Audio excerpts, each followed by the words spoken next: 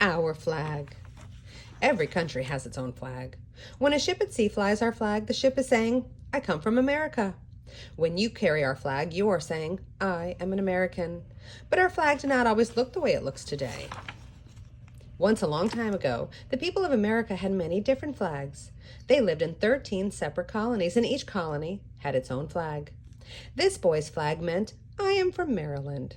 Maryland is only one part of a big country that was to become the United States of America. The 13 colonies were ruled by the King of England. They did not like being ruled by a king who lived so far away, and they wanted to rule themselves. But first they had to fight a war against the British.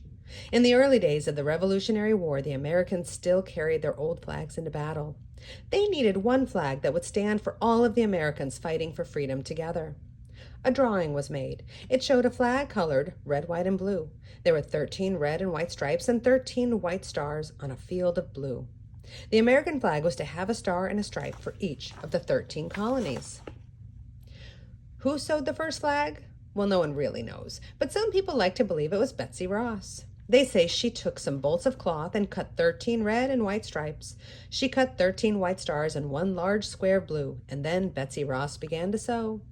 At last the first stars and stripes was finished. It is a beautiful flag, said General George Washington when he saw it.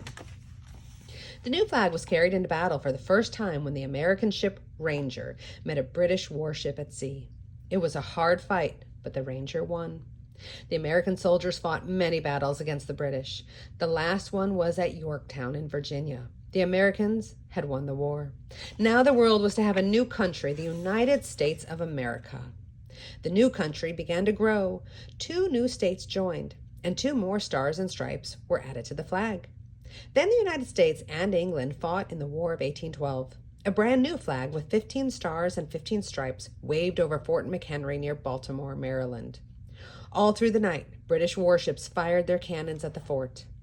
But the flag did not go down. The American soldiers would not surrender, and they won the battle.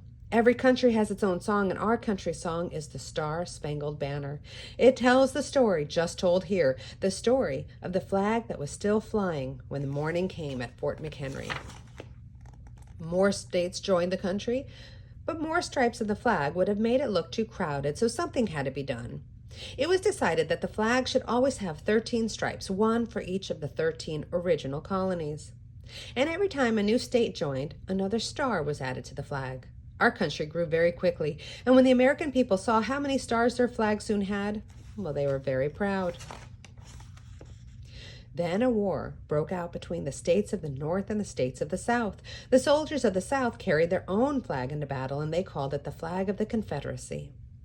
The North won the war, and again, our country had one flag, the Stars and Stripes. America grew and grew, and at last it had 48 states. Now, the flag had 48 stars. This was when your great-great-great-great-grandfather was a boy. Many years later, during World War II, American Marines won the famous battle on an island called Iwo Jima. The year was 1945, and the victory flag that they raised still had 48 stars. 13 years after Iwo Jima, in 1958, Alaska became the 49th state.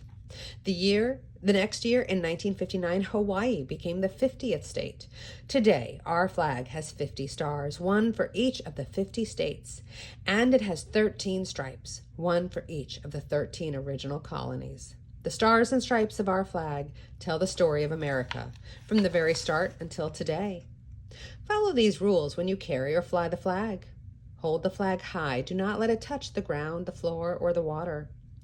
Fly it at the very top of the pole with the blue square, which is known as the Union, on top. When hanging the flag flat against a wall, the Union must be on top and to the flag's own right. Take it down at sunset and fold it neatly.